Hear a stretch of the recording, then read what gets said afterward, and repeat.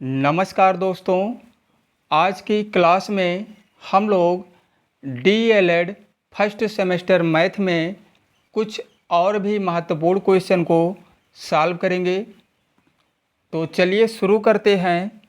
जैसे यहाँ पहला क्वेश्चन है, यदि भाजक 483 भागफल 403 तथा शेषफल 50 हो तो भाज्य ज्ञात कीजिए। तो देखिए, अगर हमें भाज्य ज्ञात करना है, यहाँ पे भाज्य ही तो ज्ञात करना है।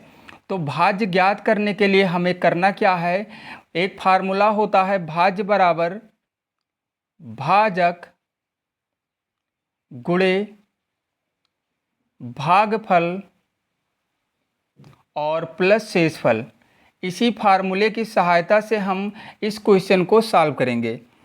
जैसे यहाँ भाजक दिया गया है, 483, भागफल दिया गया है 403 और शेषफल दिया गया है 50। और हमें क्या निकालना है, हमें भाज्य निकालना है। तो भाज्य निकालने के लिए हम क्या करेंगे, भाज्य बराबर भाजक गुणे भागफल और प्लस शेषफल। इस फार्मूले की सहायता से इस क्वेश्चन को हम सॉल्व कर लेंगे। तो देखिए, भाजक यहाँ पे दिया गया है, भाजक कितना दिया गया है 483, यहाँ पे लिखना है 483 गुणे हमें भागफल करना है, तो भागफल कितना है 403 और प्लस में क्या लिखना है शेष, यानी शेषफल। शेषफल ही तो लिखना है, भागफल और प्लस शेषफल, यहाँ शेषफल कर लेते हैं। तो शेषफल कितना हो जाएगा, शेषफल हो जाएगा यहाँ 50।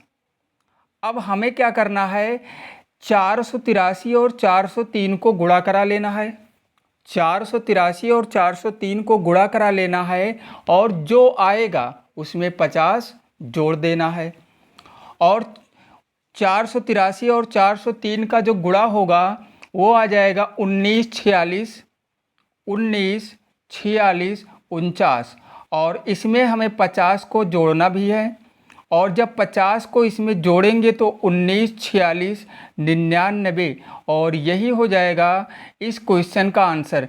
यानी हमारा भाज्य कितना आ गया है, भाज्य जो आ गया है 19, 46, 99। भाजक यहाँ पे 483 था, भागफल 403 और शेषफल कितना था 50। तो हम क्या करेंगे, इसी फार्मूले की सहायता से निकालेंगे। और जब निकाला गया तो भाज्य का मान कितना आ गया 19, 46, 99 और यही हो जाएगा पहले क्वेश्चन का आंसर। चलिए दूसरे क्वेश्चन को भी सॉल्व करते हैं। इसमें दिया गया है दो संख्याओं का अंतर 8/13 है। छोटी संख्या 105/52 है, तो दूसरी संख्या बताइए। छोटी संख्या यहाँ कहा गया है, छोटी संख्या, इसका मतलब एक संख्या यहाँ दी गई है 105/52 और दूसरी संख्या, जैसे यहाँ छोटी संख्या कहा गया है तो दूसरी संख्या का मतलब हमें बड़ी ही संख्या निकालना है। बड़ी ही तो संख्या निकालना है, क्योंकि दो संख्याओं का अंतर को हम कैसे निकालते हैं, घटाते हैं तभी तो अंतर आता है। घटाते हैं तभी तो अंतर आता है। इसका मतलब उसमें से एक बड़ी संख्या थी और एक छोटी संख्या। यहाँ पे ये क्लियर कर दिया गया है कि छोटी संख्या कौन सी है, 105/52। तो दूसरी संख्या यानी बड़ी संख्या हमें ज्ञात करनी है। तो इसको सॉल्व करने के लिए हम इसको मान लेंगे। अगर हम यहाँ पर मान लेते हैं कि जैसे यहाँ पे देखिए दो संख्या थी, एक संख्या ही तो हमें पता है, तो दूसरी संख्या को मान लेते हैं x। क्या करेंगे, माना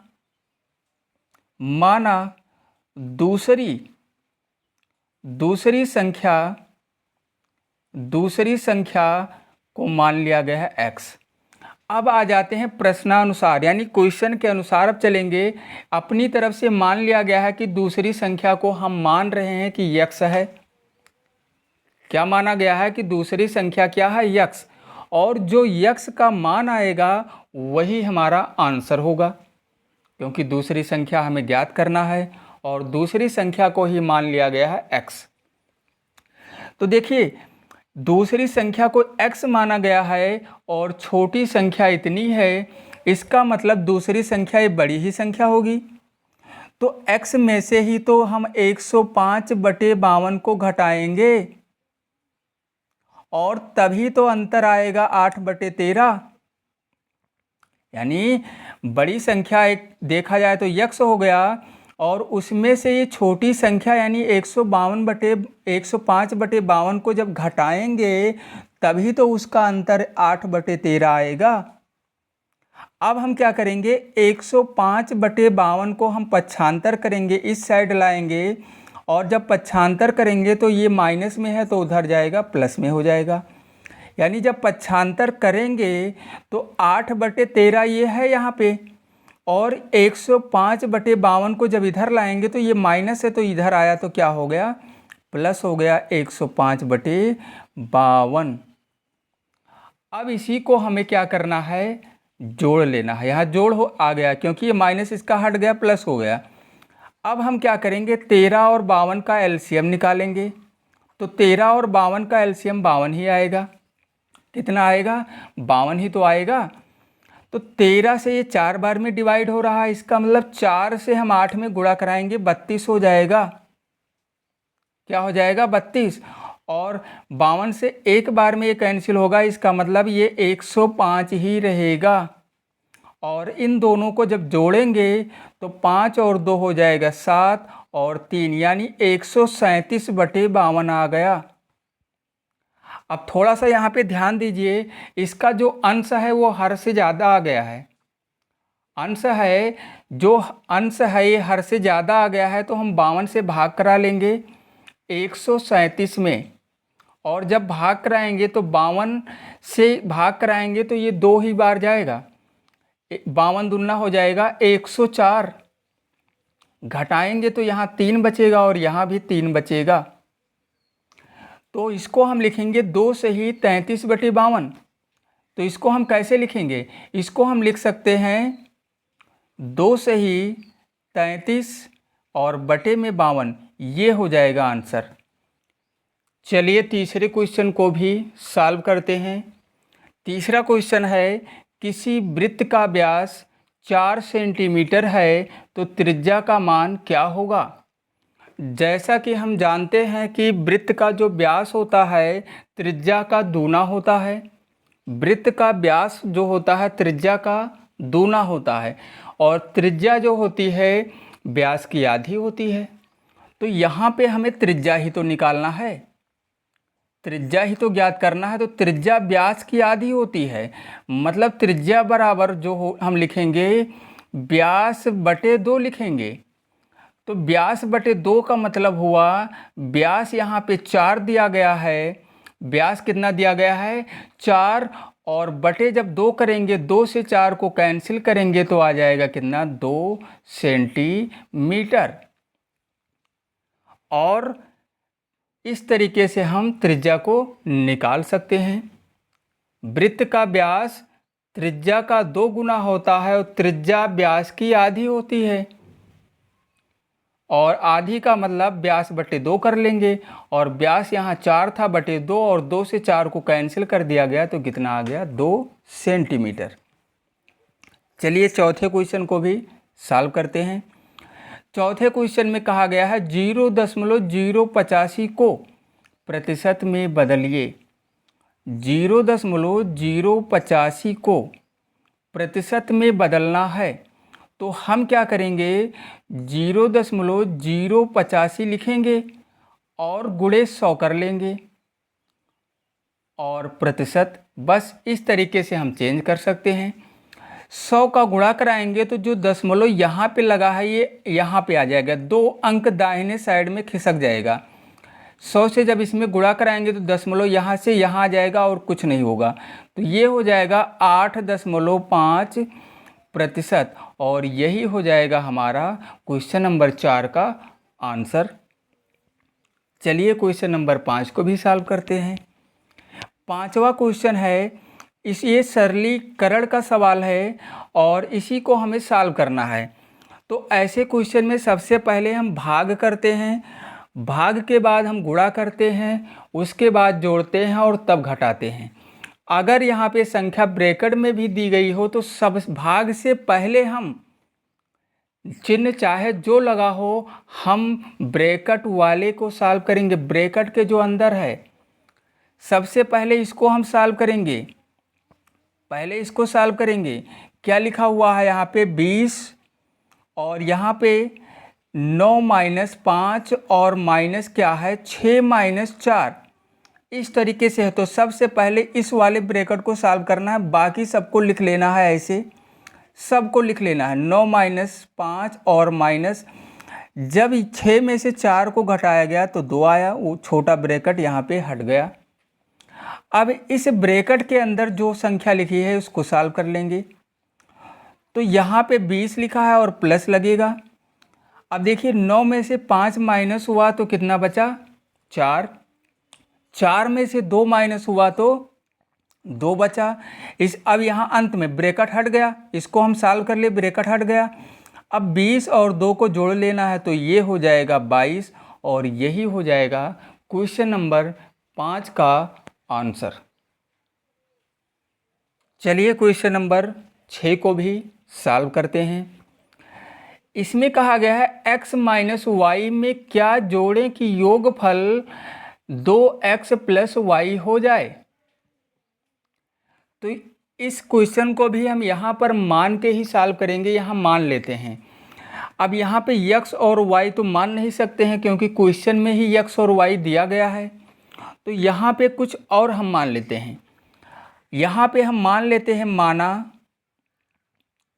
x माइनस वाई में p जोड़ने पर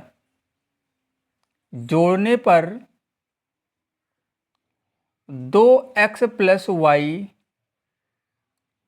होगा। इसका मतलब ये हुआ कि x माइनस वाई में अगर p को जोड़ दिया जाए, यही तो हमें निकालना है।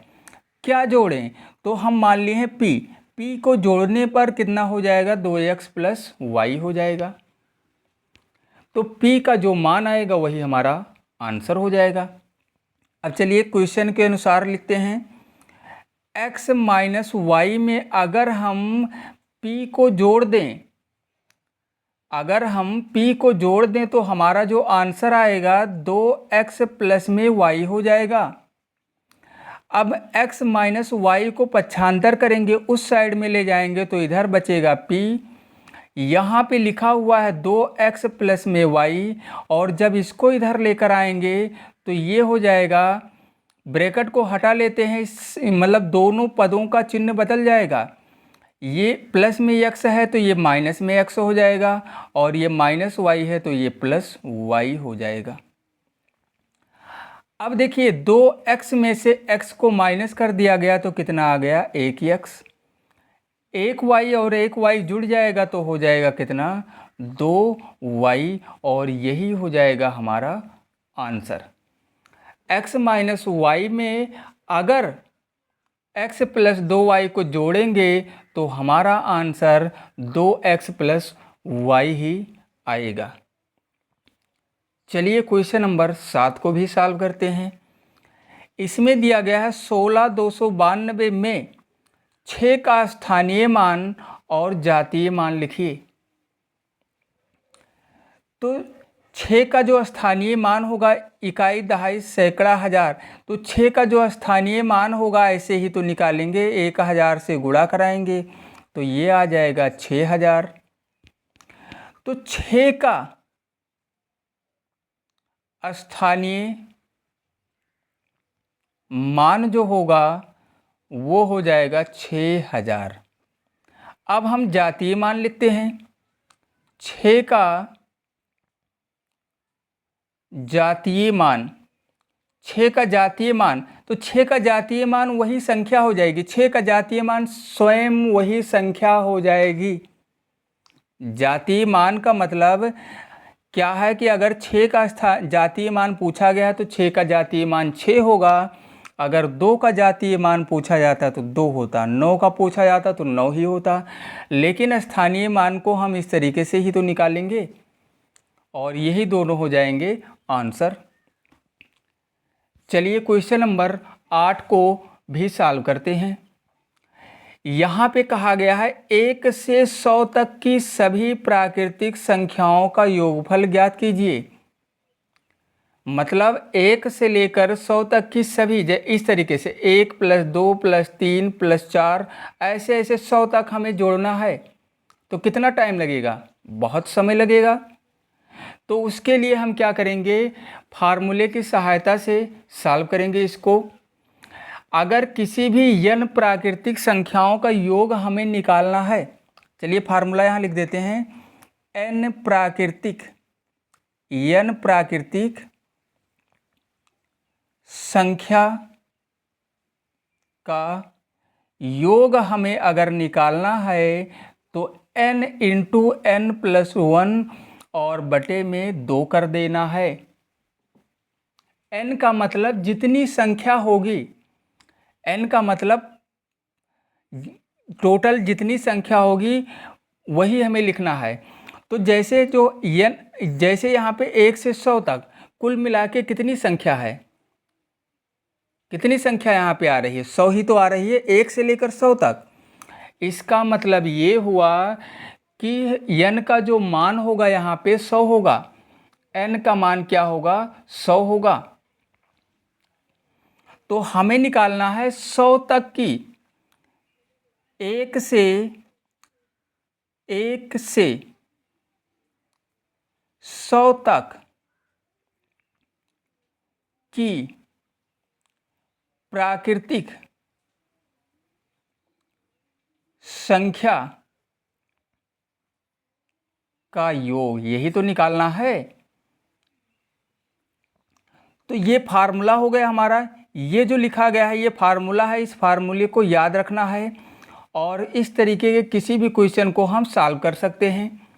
तो 1 से लेकर 100 तक की प्राकृतिक संख्या का योग, तो n का मान यहाँ पे 100 ही तो है और यहाँ भी 100 लिखेंगे और प्लस में 1 करेंगे और बटे में क्या लिखेंगे? 2 लिखेंगे। बटे में 2 लिखेंगे। 100 और 1 को जोड़ लेंगे। यहाँ पे 100 और 1 को जोड़ेंगे तो ये हो जाएगा 100 और गुणे में हो जाएगा 101 और बटे में हो जाएगा 2। बटे में 2 से हम 100 को कैंसिल कर लेंगे 50 बार में और 50 और 101 का गुणा करा लेंगे। तो 50 और 101 का गुणा आ जाएगा कितना? 5050 आ जाएगा और यही हो जाएगा हमारा आंसर। तो इस तरीके का कोई भी क्वेश्चन हो तो हम इस फार्मूले की सहायता से इसको सॉल्व कर सकते हैं। ये n ये संख्या है, ध्यान रखना n ये संख्या, जैसे यहाँ टोटल 100 संख्या थी तो यहाँ पे 100 लिखा गया। देखिए n का मान 100 लिखा गया और इस तरीके से सॉल्व कर लिया गया। तो ये हमें ध्यान रखना है। चलिए क्वेश्चन नंबर 9 को भी सॉल्व करते हैं। क्वेश्चन नंबर 9 में है 6 मीटर लंबी तथा 3 मीटर चौड़ी आयताकार क्यारी का परिमाप ज्ञात कीजिए। तो आयताकार क्यारी है तो आयत जो होता है इसी तरीके से तो बनता है। ये आयत हो गया, मान लीजिए आयताकार क्यारी है। इसकी लंबाई क्या है? 6 मीटर है और चौड़ाई क्या है? 3 मीटर है। तो इसी का तो परिमाप निकालना है हमें। तो आयत का जो परिमाप होता है, आयत का परिमाप, आयत का परिमाप होता है 2 गुणे यानी 2 इंटू लंबाई और प्लस चौड़ाई, 2 इंटू एल प्लस बी ही तो होता है, यानी 2 गुणे लंबाई प्लस चौड़ाई। तो लंबाई यहाँ पे 6 मीटर है और चौड़ाई 3 मीटर है। तो आयताकार क्यारी का परिमाप निकालना है। क्या निकालना है? आयताकार क्यारी का परिमाप, यही तो हमें निकालना है। ये फार्मूला हो गया हमारा। तो यहाँ पे क्या करना है? 2 गुणे लंबाई 6 मीटर है और चौड़ाई 3 मीटर है। तो 6 और 3 को जोड़ेंगे तो हो जाएगा 9, यानी 2 गुणे में आ जाएगा 9 और 9 और 2 का गुणा करा लेंगे तो कितना हो जाएगा? 18 मीटर और ये हो जाएगा हमारा आंसर हो जाएगा। चलिए एक क्वेश्चन और सरलीकरण का फिर से सॉल्व करते हैं। क्वेश्चन नंबर 10 है, यहाँ पे दिया गया है 4 और बड़ा ब्रैकेट लगा है, 17 लिखा हुआ है और प्लस में मझला ब्रैकेट है और 2 प्लस 5 गुणे में 2 है और ब्रैकेट को कर दिया गया है बंद और इसी को हमें क्या करना है, सॉल्व करना है। तो पहले इस वाले मझले ब्रैकेट को सॉल्व करेंगे इसके अंदर।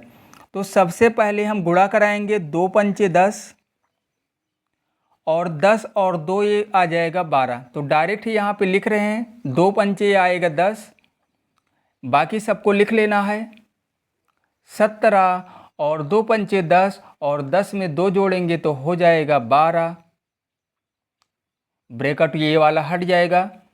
अब हम 17 और 12 को जोड़ेंगे तो 17 और 12 हो जाएगा कितना, 29। कितना हो जाएगा, 29 और 29 और 4 का हम गुणा करा लेंगे तो 4 9 36 और 4 दूनी 8, 8 3 11, यानी हमारा आंसर आ जाएगा 116। तो आज की इस क्लास में 10 क्वेश्चन को सॉल्व किया गया है और बाकी क्वेश्चन को अगले क्लास में सॉल्व किया जाएगा। तो आज की इस क्लास में बस इतना ही और फिर मिलते हैं अगली क्लास में।